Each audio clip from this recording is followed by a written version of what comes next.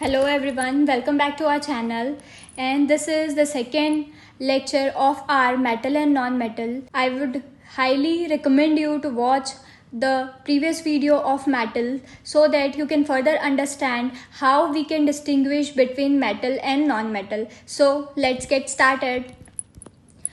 First of all we have to know what are non metals. जैसे कि हमने देखा था कि मेटल्स होते क्या हैं, ठीक है। जब हम लोग देखते हैं कि मेटल्स क्या होते हैं तो उस टाइम हमने आपको बताया था कि मेटल क्या थे। ये जितने भी सब्सटेंसेस आपको जो हैं किस में दिख रहे हैं, ब्लू कलर में दिख रहे हैं, वो आपके क्या कहलाते थे, आपके मेटल कहलाते थे, ठीक है। देखिए यहाँ पर अगर अपन लोग देखते हैं ब्लू पोर्शन में जितने भी आपको दिख रहे हैं एलिमेंट्स, वो सब के सब क्या हैं, आपके मेटल कहलाते हैं, ठीक है। सिमिलरली जब हम लोग बात करते हैं किसकी, मेटलॉइड्स की और नॉन मेटल की। देखो नॉन मेटल यहाँ पे किसको बोला गया है, नॉन मेटल यहाँ पर बोला गया है। ये जो आपको येलो कलर में दिख रहे हैं वो क्या हैं, आपके नॉन मेटल्स कहलाते हैं। और मेटलॉइड्स कौन है, जो आपको ये जिगजैग फॉर्म में ग्रीन में दिख रहे हैं, ठीक है। तो देखो यहाँ पे हम लोग ऑलरेडी मेटल की बात कर चुके हैं कि लेफ्ट हैंड साइड में जो रहते हैं वो क्या रहते हैं, वो मेटल कहलाते हैं। इसमें भी हमने देखा था कि ये जो है वो अल्कली मेटल है, ये जो है आपके क्या है, अल्कलाइन अर्थ मेटल है, ठीक है। फिर हमने ये देखा था कि ये जो है आपके कौन से होते हैं, तो भैया ट्रांजिशन मेटल कहलाए जाते हैं। वहीं पर अगर हम लोग फर्दर आगे बढ़ते हैं तो हमने देखा था कि ये जो है वो लेंथेनाइट सीरीज, ये जो है वो एक्टेनॉइड सीरीज होती है, ठीक है। हमने बात करी थी कुछ किसकी, अदर मेटल की, और उस अदर मेटल में आपका एल्यूमिनियम भी आता था। तो देखो मेटल की बात तो हम लोग ऑलरेडी कर चुके हैं, लेकिन नॉन मेटल्स की अगर हम लोग बात करते हैं तो देखो ये जो आपका हाइड्रोजन वाला पोर्शन हो गया और ये जो आपका येलो में जितना भी पोर्शन आपको दिख रहा है वो किस में आते हैं, नॉन मेटल्स में आते हैं। इसका मतलब ये कि अगर एक चीज़ मैं आपको बताना चाहूँ नॉन मेटल के बारे में तो क्या बोल सकते हो आप पीरियोडिक टेबल में, कि जब हम लेफ्ट हैंड साइड से राइट हैंड साइड की तरफ में जाते हैं, ठीक है, तब क्या होता है, मेटेलिक कैरेक्टर जो है वो डिक्रीज होते जाता है। क्या कहा हमने कि जब हम लेफ्ट हैंड साइड से राइट हैंड साइड की तरफ जाते हैं, इट मीन्स व्हाट, कि जब हम यहाँ से यहाँ की तरफ जा रहे हैं तब क्या हो रहा है, मेटेलिक कैरेक्टर जो है वो आपके कम होते जा रहे हैं, ठीक है। मेटेलिक कैरेक्टर क्या होते जा रहे हैं, आपके कम होते जा रहे हैं, ठीक है। इट मीन्स क्या हो जाएगा, इट मीन्स ये कि नॉन मेटल्स, मेटलॉइड्स क्या होंगे। देखो अभी हमको जो है आज नॉन मेटल और मेटलॉइड के बारे में पढ़ना है। मेटलॉइड्स क्या होंगे, मेटलॉइड्स वो होंगे जिनके कैरेक्टर जो है वो मेटल और नॉन मेटल दोनों के बीच में पाए जाएंगे, ठीक है। तो अब तो हमने जान लिया कि राइट हैंड साइड में जो है वो नॉन मेटल पाए जाते हैं, ठीक है। लेफ्ट हैंड से राइट हैंड की तरफ में जाते हैं तो मेटेलिक कैरेक्टर जो है वो डिक्रीज होते जाता है, और बीच में आता है मेटलॉइड्स जिसकी कैरेक्टरिस्टिक्स मेटल्स और नॉन मेटल्स दोनों के बीच की होती है। तो जैसे कि हमने क्या देखा था, फिजिकल प्रॉपर्टीज़ ऑफ मेटल, अगर आपको अच्छे से याद होगा तो आपके लिए नॉन मेटल की फिजिकल प्रॉपर्टी करना भी आसान हो जाएगा। जैसे कि वहाँ पे हमने क्या देखा था कि वो जो है मेलेबल होते हैं। मेलेबल का मीनिंग मैंने आपको बता दिया था। मेलेबल वो होते हैं जिसको अगर हैमर से मारा जाए तो किस में कन्वर्ट हो सकते हैं, थीन जो है वो किसके, थीन शीट्स के फॉर्म में जो है वो कन्वर्ट हो सकते हैं। अब देखो यहाँ पर ये क्या बोल रहा है, अब यहाँ पर ये बोल रहा है कि ये जो नॉन मेटल है वो कैसे हैं, नॉन मेलेबल। नॉन मेलेबल मतलब ये होते हैं कि वो जो है थिन शीट्स में कन्वर्ट नहीं हो सकते हैं। इट मीन्स कि आप उसको कितना ही तोड़ लो वो जो है कभी भी शीट्स के फॉर्म में, कितना ही हैमर मान लो, वो जो है शीट्स के फॉर्म में कभी भी कन्वर्ट नहीं होंगे। मैंने आपको ये भी बताया था कि डक्टाइल क्या होता है, डक्टाइल मतलब होता है थिन वायर्स के फॉर्म में कन्वर्ट करना। तो इट मीन्स वो जो है वो थिन वायर्स के फॉर्म में भी कन्वर्ट नहीं हो पाएंगे, ना थिन शीट के फॉर्म में कन्वर्ट हो पाएंगे, ना ही थिन वायर्स के फॉर्म में वो कन्वर्ट हो पाएंगे, ठीक है। देखो यहाँ पर जो है एक आपके पास क्या है, एक्सेप्शन है, और वो एक्सेप्शन क्या है आपके कार्बन का, कि कार्बन फाइबर्स जो है वो आपको मिलते हैं, चाहे वो स्पोर्ट्स में हो, चाहे वो आपके म्यूजिकल इंस्ट्रूमेंट में हो, वो जो है थिन वायर्स के रूप में कन्वर्ट हो सकते हैं। लेकिन बाकी जितने भी नॉन मेटल है वो जो कभी भी क्या है, थिन वायर्स के फॉर्म में कन्वर्ट नहीं हो पाएंगे, ठीक है। तो देखो सबसे पहले तो आप ये भी देख सकते हैं कि नॉन मेटल मेटल्स में कौन कौन से आ रहे हैं, तो देखो जैसे carbon, nitrogen, oxygen, fluorine, phosphorus, sulphur, chlorine, ये सब के सब जो है आपके नॉन मेटल्स में आते हैं। नॉन मेटल्स में एक बात ये भी याद रखना है कि ये आपके कौन से होते हैं, ये आपके होते हैं नोबल गैस बोलो या तो फिर इनर्ट गैस बोलो। नोबल गैस या इनर्ट गैस मतलब ये कि ये जो है दूसरों के साथ में रिएक्ट नहीं करते हैं। तो अगर आप इन सब एलिमेंट्स को देखते हो तो सबसे पहले आपको क्या जानना है कि वो थिन शीट्स के रूप में कन्वर्ट नहीं हो सकते, वो थिन वायर्स के रूप में कन्वर्ट नहीं हो सकते। इसका जो है एक एक्सेप्शन क्या है आपका, तो भैया आपका कार्बन जो है वो एक एक्सेप्शन है, ठीक है। फिर उसके बाद वो क्या बोल रहे हैं कि वो जो है नॉन लस्ट्रस है। नॉन लस्ट्रस, लस्टर का मीनिंग ही मैंने आपको क्या बताया था, लस्टर का मीनिंग ये था कि जो शाइनिंग हो, जो रिफ्लेक्ट करे सरफेस से। जैसे कि मेटल में आपको क्या बताया था, गोल्ड और सिल्वर के बारे में मैं ऑलरेडी आपको बता चुकी हूँ, है ना। गोल्ड और सिल्वर के बारे में भी है ऑलरेडी डेल कि वो उनके जो सरफेसेस होते हैं वो कैसे होते हैं, शाइनिंग होता है, उनका अपीयरेंस कैसा होता है, एकदम रिफ्लेक्टिंग होता है, पॉलिश्ड होता है। लेकिन यहाँ पे जो नॉन मेटल है वो कैसे होते हैं, उनके में शाइनिंग नहीं होती है, वो जो है रिफ्लेक्शन नहीं कर सकते हैं। अब देखो एक बात बताओ कि क्यों वो नहीं कर सकते हैं रिफ्लेक्शन को, या क्यों उनमें शाइनिंग नहीं होती है, क्यों, क्योंकि इनके पास में आप देखेंगे आगे फ्री इलेक्ट्रॉन्स जो हैं वो नहीं होते हैं। क्या नहीं होते हैं, फ्री इलेक्ट्रॉन्स नहीं होते। और अगर फ्री इलेक्ट्रॉन्स नहीं है मतलब इलेक्ट्रिसिटी कंडक्ट नहीं होगी, ठीक है। तो ये चीज़ के बारे में हमको आगे पढ़ना है। देखो यहाँ पर भी आपको एक एग्जाम्पल मिलेगा और वो एक्सेप्शन जो है एग्जाम्पल का वो क्या है, आपका आयोडीन। जो आपका आयोडीन है वो एक आपका एक्सेप्शन है कि वो जो है लस्ट्रस होता है। कैसा होता है, वो जो है शाइन करता है, उसके पास शाइनिंग सरफेस होते हैं, ठीक है। अब देखो फिर उसके बाद क्या है, नॉन सोनोरस। सोनोरस मतलब ये है कि ऐसे सब्सटेंस या फिर ऐसे नॉन मेटल जो है वो नॉन सोनोरस क्यों होते हैं, क्यों, क्योंकि वो जो है रिंगिंग साउंड नहीं दे सकते। इट मीन्स व्हाट कि जब भी आप उसको हिट करोगे तो कोई भी प्रकार की साउंड, कोई भी प्रकार की आवाज़ जो है उसमें से नहीं निकलेगी, ठीक है। अब देखो नेक्स्ट क्या है, they are soft in nature. Soft in nature है मतलब वो कैसे है कि आप उसको नाइफ से काट सकते हो, ठीक है। आप उसको जो है पाउडर फॉर्म में कन्वर्ट कर सकते हो। जैसे कि आपको एक एग्जांपल दूं मैं कोल का, तो कोल कैसे होते हैं, सॉफ्ट, उसको आप चूरा कर सकते हो, पाउडर के फॉर्म में आप कन्वर्ट कर सकते हो। लेकिन वहीं पर एक एक्सेप्शन आप ले लो डायमंड का, ठीक है तो क्या कार्बन का एलोट्रॉप ही है ये, लेकिन डायमंड को आप तोड़ नहीं सकते। तो हर में आपको एक एक्सेप्शन तो मिलेगा ही मिलेगा, ठीक है। अब देखो जो नेक्स्ट उसका कैरेक्टरिस्टिक है वो क्या है, conduct electricity, conduct heat and electricity poorly. देखो अगर आपको इसका फंडा पता है, मैंने आपको क्या बताया था, मेटल के पास क्या होते हैं, फ्री इलेक्ट्रॉन, जिसकी वजह से इलेक्ट्रिसिटी कंडक्ट होती है। अब इनके पास तो भैया फ्री इलेक्ट्रॉन ही नहीं है, और अगर फ्री इलेक्ट्रॉन नहीं है इट मीन्स क्या कि कोई भी प्रकार का मूवमेंट होगा क्या, तो नहीं, कोई भी प्रकार का मूवमेंट ही नहीं होगा। और अगर कोई भी प्रकार का मूवमेंट नहीं होगा इसका मतलब ये होता है कि इलेक्ट्रिसिटी जो है वो कंडक्ट हो ही नहीं सकती, इलेक्ट्रिसिटी जो है वो कंडक्ट हो ही नहीं सकती। It is all because of free electrons की इलेक्ट्रिसिटी कंडक्ट होती है। अब यहाँ पे इलेक्ट्रिसिटी कंडक्ट नहीं हो रही है, इट मीन्स उसके पास फ्री इलेक्ट्रॉन नहीं है। अब देखो वापस एक एक्सेप्शन आता है, जैसे हर का एक्सेप्शन होता है वैसे यहाँ पे भी एक्सेप्शन है। और ये एक्सेप्शन क्या है आपका, यहाँ पर ग्रेफाइट। कौन है यहाँ पे एक्सेप्शन आपका, ग्रेफाइट, क्योंकि ग्रेफाइट जो है वो क्या करता है, इलेक्ट्रिसिटी को कंडक्ट करता है, ठीक है। ग्रेफाइट के पास टेंडेंसी है टू कंडक्ट इलेक्ट्रिसिटी। उल्टा ये क्या होता है, गुड कंडक्टर होता है इलेक्ट्रिसिटी का, ठीक है। तो एक चीज़ ये हो गई। अब देखते हैं हम लोग नेक्स्ट आगे बढ़ते हैं। नेक्स्ट क्या है, melting and boiling point are low. अब देखो यहाँ पे क्या बोलता है, मेल्टिंग और बॉइलिंग पॉइंट जो है उसके लो होते हैं। अब यहाँ पे ऐसा क्यों मेल्टिंग और बॉइलिंग पॉइंट लो होंगे इसके, देखो अगर मैं आपको मेटल से कंपेयर करवाऊँ, हम लोग जो है थोड़ा पीछे जाते हैं और देखते हैं मेटल जो रहते हैं वो कैसे होते हैं, हार्ड होते हैं और साथ ही साथ कैसे होते हैं, वो जो है एक दूसरे से सॉलिड फॉर्म में बेसिकली वो पाए जाते हैं। अगर वो सॉलिड फॉर्म में पाए जाते हैं और वो हार्ड हैं, इट मीन्स ये कि वो जो है एकदम ज़्यादा कॉम्पैक्टली अरेंज होंगे।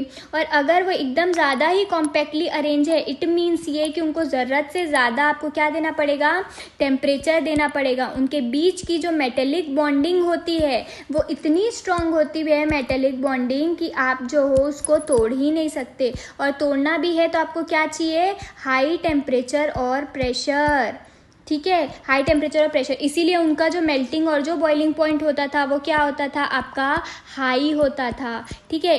देखो ये फंड आपको समझ में आ गया कि मेटल जो रहते हैं वो हार्ड रहते हैं, हार्ड के साथ साथ वो जो है मोस्टली रूम टेम्परेचर में सॉलिड के फॉर्म में पाए जाते हैं। सॉलिड है इट मीन्स वो एक दूसरे से बहुत ज़्यादा कॉम्पैक्टली अरेंज है, और अगर कोई चीज़ एक दूसरे से कॉम्पैक्टली अरेंज है, उनके बीच की जो बॉन्डिंग है वो बहुत ज़्यादा स्ट्रांग है, तो उसको तोड़ने में आपको बहुत ज़्यादा हाई टेम्परेचर देना पड़ेगा। इसलिए मेल्टिंग और बॉइलिंग पॉइंट क्या होता है उसका, हमेशा हाई होता है। सेम इसका आप अपोजिट कर दो। इसका अपोजिट कैसे करोगे आप कि भैया देखो, अगर वो नॉन मेटल है, ठीक है, हमने बात करा किसकी, नॉन मेटल की, तो जो नॉन मेटल है वो कैसे होते हैं, देखो जो आपके नॉन मेटल होते हैं वो कैसे होते हैं, नॉन मेटल जो होते हैं वो सॉफ्ट होते हैं, ठीक है। तो अगर नॉन मेटल हैं और वो सॉफ्ट हैं, ठीक है, और ये जो है तीनों फॉर्म में पाए जाते हैं, सॉलिड, लिक्विड और गैस तीनों फॉर्म में पाए जाते हैं, और इनके बीच में मेटेलिक बॉन्डिंग नहीं होती। कैसी बॉन्डिंग होती है आपकी, इनके बीच में होती है कोवेलेंट बॉन्डिंग। तो इसके वजह से वो क्या होते हैं कि वो जो है ईजिली ब्रेकेबल होते हैं। इनका मेल्टिंग और बॉइलिंग पॉइंट जो है वो लो होता है।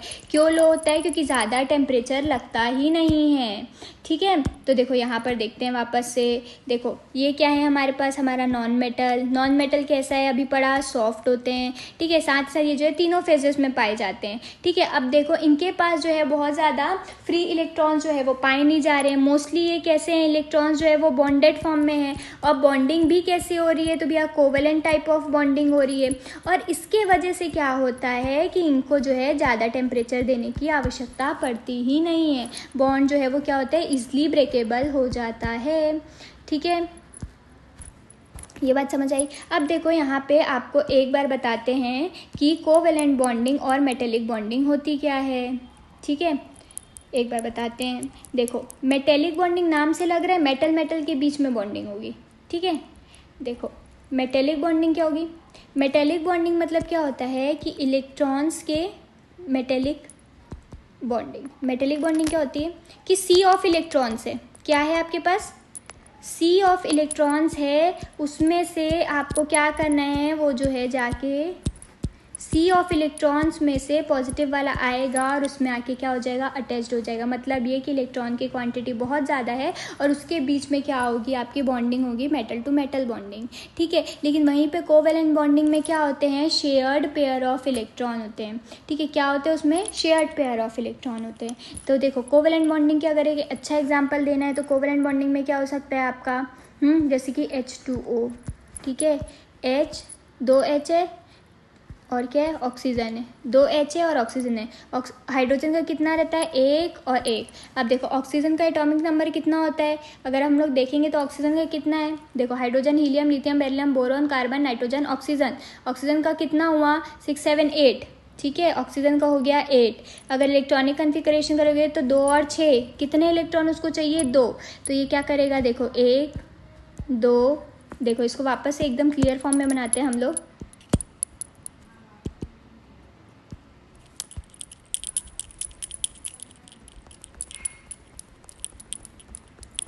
लेट अस ड्रॉ कि कोवेलेंट बॉन्डिंग होती कैसे। मेटेलिक बॉन्डिंग बता दी कि सी ऑफ इलेक्ट्रॉन रहेगा, उसमें से जो बॉन्डिंग होती है वो क्या होती है, मेटेलिक बॉन्डिंग होती है, वो बहुत ज़्यादा स्ट्रॉन्ग बॉन्डिंग होती है, ठीक है। लेकिन वहीं पे अगर कोवेलेंट बॉन्ड की बात करते हैं तो जैसे कि H2O, हर किसी को पता है कि हाइड्रोजन के पास 1 पेयर ऑफ शेयर्ड इलेक्ट्रॉन रहते हैं, ये हो गए आपके हाइड्रोजन। अब यहाँ पे आएंगे कौन, आपके ऑक्सीजन। ऑक्सीजन के पास ऑलरेडी कितने, 1, 2, 3, 4, 5 और 6। उसको कितने चाहिए, तो 2 चाहिए, तो बोलेगा एक इधर से बॉन्ड करता हूँ, एक इधर से बॉन्ड करता हूँ, तो उसका ऑक्टेट क्या हो जाएगा, कंप्लीट। और क्या फॉर्म हो जाएगा, वो आपका H2O। ये बात समझ में आई। तो ये जो शेयर्ड पेयर ऑफ इलेक्ट्रॉन वाला जो कंसेप्ट रहता है वो क्या होता है आपका, ये जो शेयर्ड पेयर ऑफ इलेक्ट्रॉन वाला कंसेप्ट है वो किस में पाया जाता है, आपके कोवेलेंट बॉन्डिंग में पाया जाता है, ठीक है। आयनिक बॉन्डिंग भी होती है, लेकिन आयनिक बॉन्डिंग जो है एक प्रकार की किस में होती है, मेटल टू नॉन मेटल, है ना, वो वाली बॉन्डिंग होती है। और मेटेलिक बॉन्डिंग में क्या होता है, आपका सी ऑफ इलेक्ट्रॉन रहेगा, उसमें वो बॉन्डिंग पाई जाती है, ठीक है। तो चलो ये तो हो गया, ठीक है। हमने ये भी देख लिया कि इसका मेल्टिंग और बॉइलिंग पॉइंट लो क्यों होता है। अब देखो नॉन मेटल्स जो है वो किस किस फॉर्म में एग्जिस्ट करते हैं। मैंने आपको बताया कि मेटल्स जो है सिर्फ और सिर्फ सॉलिड में एग्जिस्ट करते हैं, लेकिन नॉन मेटल जो है वो तीनों फॉर्म में एग्जिस्ट करते हैं। जैसे कि सल्फर हो गया, वो सॉलिड में, लिक्विड में कौन है, ब्रोमीन, गैस में कौन है, आपका हाइड्रोजन और नाइट्रोजन। तो इट्स एन एग्जाम्पल जो आपको याद रखना है, इसमें कुछ ऐसे समझाने का है नहीं, ठीक है। फिर उसके बाद देखो क्या होता है, आयनाइजेशन एनर्जी। अब आपको ये समझ में आना चाहिए कि आयनाइजेशन एनर्जी एनर्जी है क्या। ठीक है, देखो आयनाइजेशन एनर्जी क्या होती है। आयनाइजेशन एनर्जी मतलब इतनी एनर्जी या मिनिमम अमाउंट ऑफ एनर्जी जो कि रिक्वायर्ड होती है। क्यों रिक्वायर्ड होती है कि हम लोग जो है इलेक्ट्रॉन को क्या कर सकें, बाहर निकाल सकें। मतलब कि आउटर मोस्ट शेल में से देखो, अगर ये आपका आउटर मोस्ट शेल है, सपोज अगर ये आपका आउटर मोस्ट शेल है, तो इतनी मिनिमम अमाउंट ऑफ एनर्जी जो कि रिक्वायर्ड होती है टू रिमूव दिस इलेक्ट्रॉन। ठीक है, आउटर मोस्ट शेल से इलेक्ट्रॉन को निकालने के लिए जितनी एनर्जी रिक्वायर्ड होती है वो क्या होती है, आयोनाइजेशन एनर्जी। ठीक है, एक बार वापस से अगर लें तो क्या होगा, देखो क्या है, मिनिमम अमाउंट ऑफ एनर्जी। ठीक है, minimum amount of energy which is required. क्यों रिक्वायर्ड है, टू रिमूव इलेक्ट्रॉन। कहाँ से इलेक्ट्रॉन को रिमूव करना है, from the outer most shell. Outer most shell से इलेक्ट्रॉन को निकालने में ठीक है क्या होगा, जितनी एनर्जी लगेगी वो क्या है, आयनाइजेशन एनर्जी। अब देखते हैं कि जो नॉन मेटल है उसकी आयनाइजेशन एनर्जी कैसी रहती है। तो देखो जो नॉन मेटल रहते हैं ना, उनकी आयनाइजेशन एनर्जी क्या होती है, हाई होती है एज कम्पेयर टू मेटल। अब देखो आयनाइजेशन एनर्जी हाई क्यों है, आयनाइजेशन एनर्जी हाई इसीलिए रहती है क्योंकि देखो जो वैलेंस इलेक्ट्रॉन है उसका फोर्स ऑफ अट्रैक्शन बहुत ज़्यादा ही स्ट्रॉन्ग होता है। ठीक है, अगर यहाँ पे जो इलेक्ट्रॉन पाया जा रहा है तो उसका न्यूक्लियस से जो अट्रैक्शन होता है वो इतना ज़्यादा स्ट्रॉन्ग रहता है, इतनी स्ट्रॉन्ग रहता है इसका अट्रैक्शन कि बहुत ज़्यादा अमाउंट ऑफ एनर्जी रिक्वायर्ड होती है टू एलिमिनेट दिस इलेक्ट्रॉन। ठीक है, यहाँ पे मैंने पहले ही आपको बोला है कि फ्री इलेक्ट्रॉन पाए नहीं जाते। अगर फ्री इलेक्ट्रॉन नहीं है इट मीन्स वो बॉन्डेड है, और अगर वो बॉन्डेड है तो देखो जितना ज़्यादा यहाँ पे इलेक्ट्रॉन बढ़ते जाएगा उतना ज़्यादा वो अट्रैक्ट करेगा, और जितना ज़्यादा वो अट्रैक्ट करेगा उसका साइज़ क्या होते जाएगा, छोटा हो जाएगा। मतलब कि ये इस इलेक्ट्रॉन को निकालना आसान बिल्कुल भी नहीं है। ठीक है, इसीलिए जो नॉन मेटल्स हैं उनके आयनाइजेशन एनर्जी क्या होती है, बहुत ज़्यादा ही हाई होती है। ये बात समझ में आई। ठीक है, फिर उसके बाद क्या है आपकी इलेक्ट्रोनेगेटिविटी। इलेक्ट्रोनेगेटिविटी की बात करते हैं। अब ये इलेक्ट्रोनेगेटिविटी क्या होती है ना, इलेक्ट्रोनेगेटिविटी मतलब होती है कितने वो जो है इलेक्ट्रॉन्स को अट्रैक्ट कर सकते हैं। ठीक है, अट्रैक्ट कर सकते हैं इलेक्ट्रॉन्स को, मतलब बॉन्ड का फॉर्मेशन वो कितने जल्दी कर सकते हैं, वो उसकी क्या कहलाती है, उसकी इलेक्ट्रोनेगेटिविटी कहलाती है। तो इसकी देखो इलेक्ट्रोनेगेटिविटी भी हाई है। अब देखो इलेक्ट्रोनेगेटिविटी भी हाई क्यों है, क्योंकि ज़्यादा से ज़्यादा टेंडेंसी है भैया इलेक्ट्रॉन को अट्रैक्ट करने की, और अगर वो अट्रैक्ट कर सकते हैं इलेक्ट्रॉन को इट मीन्स ये कि उतना ज़्यादा वो बॉन्ड का फॉर्मेशन करेंगे। और यहाँ पे बॉन्ड बनते ही कैसे हैं, या तो ये पोलर बॉन्ड होंगे, ठीक है, या तो ये कोवैलेंट बॉन्ड होंगे। और मैंने अभी आपको बताया कि अगर वो कोवैलेंट बॉन्ड है इट मीन्स व्हाट, कि शेयर्ड पेयर ऑफ इलेक्ट्रॉन चाहिए। तो इलेक्ट्रॉन नेगेटिविटी का मतलब ये है कि कितने इलेक्ट्रॉन को अपने तरफ अट्रैक्ट कर सकता है। अगर इलेक्ट्रॉन को ज़्यादा अट्रैक्ट कर रहा है तो दो ही बनेंगे, एक पोलर और एक आपके कोवैलेंट। पोलर बॉन्ड में क्या होता है, जो प्लस और माइनस का कंसेप्ट होता है। ठीक है, एक देने वाला एक लेने वाला। कोवैलेंट में क्या है, शेयर्ड पेयर ऑफ इलेक्ट्रॉन, कि कौन देगा और बॉन्ड का फॉर्मेशन कैसे होगा। तो इसकी इलेक्ट्रोनेगेटिविटी भी ज़्यादा है, इसकी आयनाइजेशन एनर्जी भी ज़्यादा है। ठीक है, फिर आते हैं हम लोग इसमें केमिकल रिएक्टिविटी के बारे में। तो देखो केमिकल रिएक्टिविटी तो इसकी वेरी करेगी ही करेगी, क्योंकि मैंने आपको बोला कि इसमें ना ही सिर्फ नॉन मेटल है लेकिन साथ ही साथ क्या है, आपके नोबल गैस भी हैं, जिसको हम लोग क्या बोलते हैं, इनर्ट गैस। और ये जो इनर्ट गैस होते हैं वो कैसे होते हैं, वो जो है वो बहुत ज़्यादा ही हाईली रिएक्टिव होते हैं। ठीक है, बहुत ज़्यादा ही हाईली रिएक्टिव होते हैं। ठीक है, वैसे तो इनर्ट होते हैं, अगर रिलेटिव कंडीशन में नॉर्मल कंडीशन में आप देखोगे तो वो इनर्ट होते हैं, लेकिन वो कैसे होते हैं, हाईली रिएक्टिव होते हैं। जैसे कि फ्लोरीन हो गया, जैसे कि क्लोरीन होते हैं, इनकी रिएक्टिविटी जो है कंपाउंड को फॉर्म करने की वो बहुत ज़्यादा होती है। ठीक है, तो ये बात समझ में आ गई केमिकल रिएक्टिविटी की। जो इनर्ट गैस वगैरह होते हैं, जो नोबल गैस है, वो क्या है, उनकी रिएक्टिविटी बहुत ज़्यादा ही हाई होती है, वो जो है कंपाउंड को जल्दी बनाते हैं। अब देखो एसिडिक ऑक्साइड। एसिडिक ऑक्साइड मतलब क्या होता है कि जितने भी नॉन मेटल है ना वो ऑक्सीजन के साथ में कंबाइन होते हैं। ऑक्सीजन के साथ कंबाइन होने के बाद वो क्या बना लेते हैं, एसिडिक ऑक्साइड को बनाते हैं। ठीक है, जैसे कि आप कार्बन ले लो, कार्बन को ऑक्सीजन के साथ में मिलाओ, क्या बन जाएगा, कार्बन डाइऑक्साइड। ठीक है, वैसे ही अगर आपको ऊपर से और कोई एग्जांपल लेना है तो यहाँ पे आप देख सकते हैं कि सल्फर भी, सल्फर डाइऑक्साइड, नाइट्रोजन डाइऑक्साइड, कई चीज़ें हैं। ठीक है आपका, तो ये सब के सब क्या होते हैं, आपके बहुत ज़्यादा ही एसिडिक नेचर के होते हैं। क्यों, क्योंकि ऑक्सीजन के साथ में रिएक्ट करने की टेंडेंसी होती है। और ऑक्सीजन के बारे में ऑलरेडी बता दी हूँ कि उसको क्या लगता है, दो शेयर्ड पेयर ऑफ इलेक्ट्रॉन उसको लगता है उसके ऑक्टेट को कंप्लीट करने के लिए। फिर आता है क्या, हाइड्रोजन के भी साथ ये जो है बॉन्डिंग बना लेते हैं, ठीक है। जैसे ऑक्सीजन को देख लो आप, नाइट्रोजन को देख लो आप, ठीक है। हाइड्रोजन के साथ में अगर ऑक्सीजन मिल जाए तो क्या बना सकता है, H2O बना सकता है। वैसे ही नाइट्रोजन अगर हाइड्रोजन के साथ में मिल जाए तो वो क्या बना सकता है, अमोनिया बना सकता है, अमोनियम बना सकता है, कई फॉर्म को वो बना सकता है, ठीक है। तो ये हमारी बात हो गई कि एक तो वो हाइड्रोजन बॉन्डिंग भी करता है। देखो अब हम लोग बात करते हैं वापस से एक बार फिजिकल प्रॉपर्टीज़ की, ठीक है। देखो जो नॉन मेटल्स और जो मेटल्स है जस्ट ऑपोजिट होते हैं। जो नॉन मेटल्स है वो सबसे पहले नॉन मेलेबल, इसका मतलब है कि थिन शीट्स में कन्वर्ट नहीं हो सकते। Next thing non ductile, non ductile मतलब थिन वायर्स में नहीं हो सकते हैं, carbon is an exception. Non lustrous, it means ये कि लस्टर नहीं होगा, शाइनिंग नहीं होगी, रिफ्लेक्टिंग सरफेस नहीं होगा, but again the exception is iodine. Non sonorous, sonorous नाम से ही लग रहा है कि साउंड को क्रिएट नहीं करेंगे, ठीक है। अगर आप बीट करते हैं उसको तो वो साउंड को क्रिएट नहीं करने वाले। They are soft in nature just like coal, ठीक है, but the exception is your diamond, ठीक है। हीट और इलेक्ट्रिसिटी को वो पुअरली कंडक्ट करते हैं, क्यों, क्योंकि फंडा ये है कि अगर फ्री इलेक्ट्रॉन होंगे तो वो मूवमेंट करेंगे, मूवमेंट करेंगे तो इलेक्ट्रिसिटी कंडक्ट होगी, लेकिन नॉन मेटल के पास तो फ्री इलेक्ट्रॉन ही नहीं पाए जाते हैं। लेकिन again the exception is your graphite. Melting और बॉइलिंग पॉइंट का concept already I have explain you कि कैसे होता है वो, ठीक है। मेटेलिक बॉन्डिंग याद रखनी है आपको, और इधर पे क्या याद रखनी है, कोवेलेंट बॉन्डिंग, ठीक है। नॉन मेटल जो है वो तीनों फॉर्म में एग्जिस्ट करता है, सॉलिड, लिक्विड, गैस, तीनों फॉर्म में, ठीक है।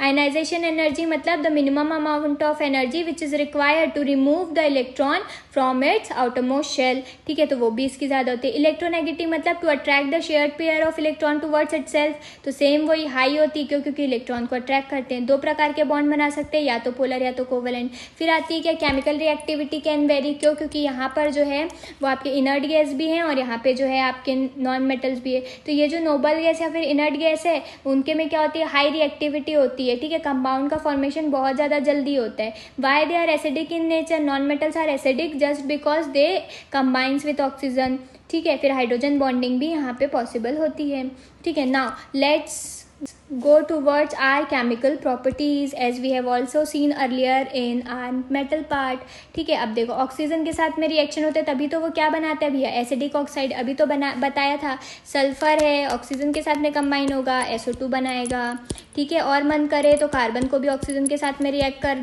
कर दो और क्या बना दो, carbon dioxide, easy. Same reaction hydrogen के साथ अभी आपको भी बताया कि N2 है, नाइट्रोजन है, किसके साथ में रिएक्ट कर रहा है, 3H2 के साथ में क्या बना रहा है, 2NH3, क्या बनाया इसने, 2NH3, ठीक है। फिर उसके बाद क्या है, रिएक्शन विथ हेलोजन। हेलोजन के साथ में अगर आप बात करते हो तो हेलोजन के साथ में जैसे कि आपको क्या मिल गया, ये आपका फॉस्फोरस, फॉस्फोरस को आप हेलोजन के साथ में रिएक्ट करवाओ, जैसे कि क्लोरीन। हेलोजन क्या है, हेलोजन बोलो, चाहे उसको नोबल गैस बोलो, चाहे आप उसको सॉरी हेलोजन जो है वो क्या है, देखो आपको यहाँ पे ये बात बताना पड़ेगा कि हेलोजन क्या है। रिएक्शन विथ हेलोजन की अगर हम लोग बात करते हैं तो देखो रिएक्शन विथ हेलोजन में सबसे पहले आपको ये जानना रहेगा कि हेलोजन है कौन से। तो हेलोजन जो है वो ये सीरीज़ है आपकी, फ्लोरीन, क्लोरीन, ब्रोमीन और आयोडीन। ये वाली जो आपकी सीरीज़ है वो कैसी होती है, आपकी हेलोजन की सीरीज़ होती है, ठीक है। तो देखो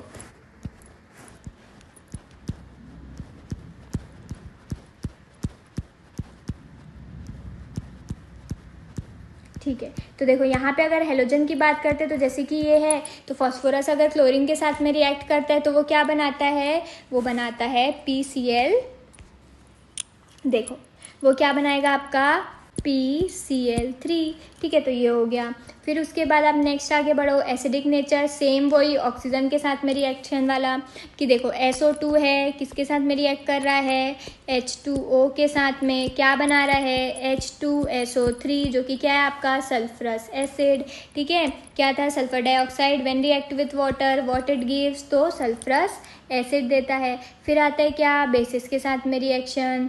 अब देखो बेस के साथ में रिएक्शन है तो ये कैसे प्रकार का रिएक्शन हो जाएगा, देखो 3CO2 है, ठीक है, वापस से किसके साथ में कंबाइन हो रहा है, ये वाटर के साथ में कंबाइन हो रहा है, और जब ये कंबाइन होगा तो ये क्या बनाएगा, कार्बोनिक एसिड, क्या बनाएगा, कार्बोनिक एसिड। तो नॉन मेटल जब भी बेस के साथ में रिएक्ट करते हैं तो क्या बनाएंगे, वो सॉल्ट और वाटर का फॉर्मेशन हो जाएगा। कार्बन डाइऑक्साइड था, वाटर के साथ में रिएक्ट किया, क्या बनाया, कार्बोनिक एसिड।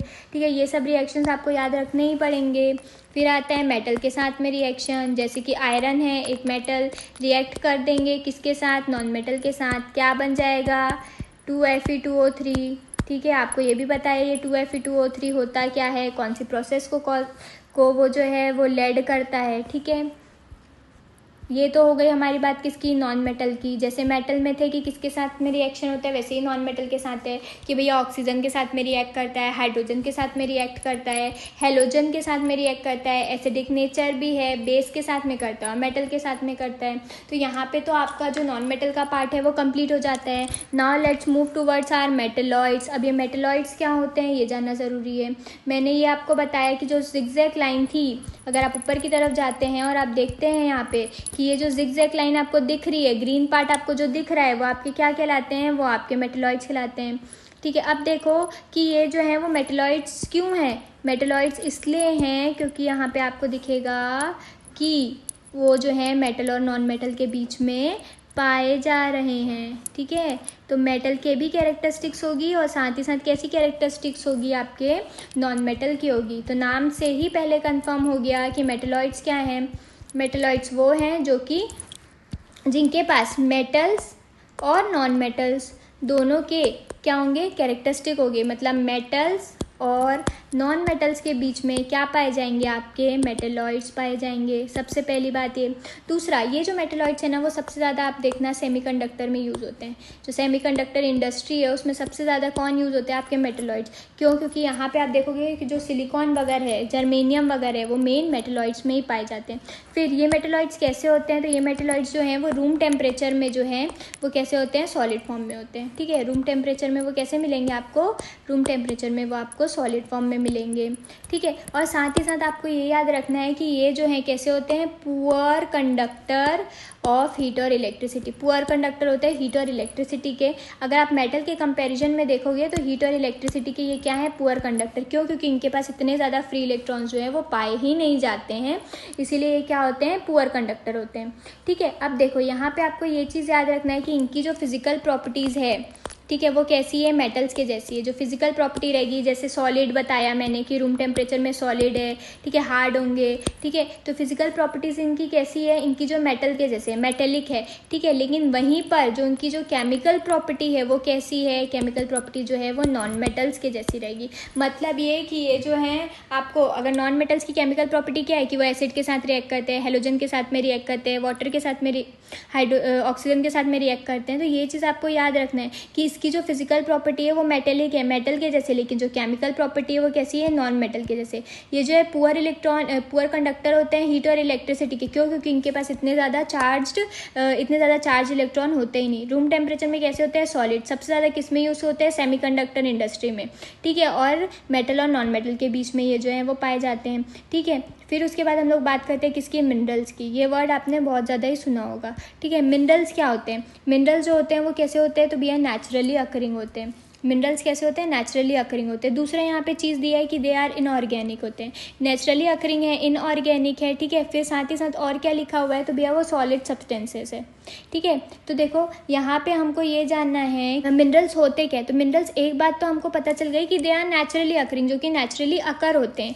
ठीक है, लेकिन वो जो है इनऑर्गेनिक है। इनऑर्गेनिक का मतलब क्या होता है, इनऑर्गेनिक का मतलब ये होता है कि जिसमें कार्बन और हाइड्रोजन जो है वो लेक करता हो, जिसमें कार्बन और हाइड्रोजन के कोई भी जो कंपाउंड्स है या फिर कार्बन और हाइड्रोजन के बॉन्ड्स जो है जिसमें नहीं पाए जाते वो इनऑर्गेनिक होता है। ठीक है, दूसरा क्या है, वो सॉलिड सब्सटेंस है। ठीक है, जिसके क्या है, एक डेफिनेट केमिकल कंपोजिशन है। एक डेफिनेट केमिकल कंपोजिशन होगा और उनका एटॉमिक स्ट्रक्चर भी कैसा होगा, ऑर्डर्ड होगा, एक पर्टिकुलर एटॉमिक स्ट्रक्चर पाया जाएगा। फिर क्या बोलते हैं, साथ ही साथ ये जो है बिल्डिंग ब्लॉक होते हैं रॉक्स के, और कहाँ पे पाए जाते हैं, अर्थ के क्रस्ट में पाए जाते हैं। कहाँ पाए जाएंगे, अर्थ के क्रस्ट में। बिल्डिंग ब्लॉक है, नेचुरली अकरिंग है, इनऑर्गेनिक मतलब कार्बन और हाइड्रोजन के बॉन्ड नहीं है, सॉलिड सब्सटेंस है, और साथ ही साथ केमिकल कंपोजिशन जो है वो उनका कैसा है, डेफिनेट है। अब देख लेते हैं कुछ एग्जाम्पल किसके, आपके मिनरल्स के। तो यहाँ पे आपको देखो क्वार्ट्ज दिख रहा है, यहाँ पे आपको कैल्साइट दिख रहा है, यहाँ पे आपको माइका जो कि मोस्ट कॉमन आपने सुना ही होगा वो दिख रहा है, ठीक है, पायराइट दिख रहा है, जिप्सम दिख रहा है, मैग्नेटाइट दिख रहा है। तो ये सब के सब जो है वो क्या है, मिनरल्स है, जो कि कैसे होते हैं, नेचुरली अकरिंग होते हैं। इनऑर्गेनिक मतलब कार्बन और हाइड्रोजन का बॉन्ड नहीं रहेगा और इनका क्या है, सबका एक डेफिनेट केमिकल कंपोजिशन है। अब देखो इनके अगर केमिकल कंपोजिशन की बात करते हैं तो यहाँ पे दिए जैसे कि ये क्वार्ट्ज, ये जो क्वार्ट्ज है वो किससे मिलके बना हुआ है, सिलिकॉन और ऑक्सीजन से मिलके बना हुआ है, इसीलिए क्या है इसका फॉर्मूला SiO2। मतलब कि इनका जो कंपोजिशन है वो कैसा होता है, फिक्स्ड प्रोपोर्शन में ये पाए जाते हैं। कैसे पाए जाते हैं, फिक्स्ड प्रोपोर्शन में पाए जाते हैं। एक डेफिनेट उनका क्या होता है, स्ट्रक्चर होता है। फिर फिजिकल प्रॉपर्टी की बात करोगे तो देखो फिजिकल प्रॉपर्टी कैसे है, कलर हो गया, हार्डनेस, क्लीवेज, लश्चर, ठीक है, अपीयरेंस कैसा है, जैसे कि हमने ऊपर देखा कि फिजिकल प्रॉपर्टी कैन डिफर, है ना, अलग अलग फिजिकल प्रॉपर्टी हो सकती है, ठीक है। केमिकल प्रॉपर्टी कैसी होती है कि वो डेफिनाइट होते हैं, है ना, डेफिनाइट केमिकल कंपोजिशन उनमें पाए जाते हैं। तो मिनरल्स में क्या चीज़ें हैं जो आपको याद रखनी है, मिनरल्स में आपको याद रखनी है कि they are naturally occurring inorganic solid substance होते हैं, केमिकल कंपोजिशन होता है डेफिनेट, और उनका एक स्ट्रक्चर एटॉमिक स्ट्रक्चर होता है, और साथ साथ कहाँ पाए जाते हैं, तो अर्थ के क्रस्ट में पाए जाते हैं। कुछ एग्जाम्पल्स है जो आप याद कर लेंगे, ठीक है। फिर हम लोग आगे बढ़ते हैं किसके बारे में, ओर्स के बारे में। देखो ओर्स भी जो है वो नेचुरली अकरिंग होते हैं, कहाँ, रॉक और मिनरल दोनों में पाए जा रहे हैं, जिसमें से मेटल और valuable metals can be extracted profitably. Ores क्या होते हैं, ओर्स जो है ये भी नेचुरली अकरिंग है, लेकिन ओर्स में से ही आप क्या कर सकते हो, मेटल्स या फिर मिनरल्स को क्या कर सकते हो, एक्सट्रैक्ट कर सकते हो, ठीक है। मतलब मिनरल्स कहाँ पाए जा रहे हैं, ओर्स के अंदर, ठीक है। तो मेटल को अगर एक्सट्रैक्ट करना है या फिर मिनरल को एक्सट्रैक्ट करना है तो कहाँ क्या खोजना पड़ेगा, हमको ओर खोजना पड़ेगा। अब देखते हैं ये जो ओर्स हैं उनकी क्या कैरेक्टरिस्टिक या क्या फीचर है। सबसे पहले high percentage of metal, obviously बात है मेटल का हाई परसेंटेज है तभी तो कुछ निकाल रहे हैं।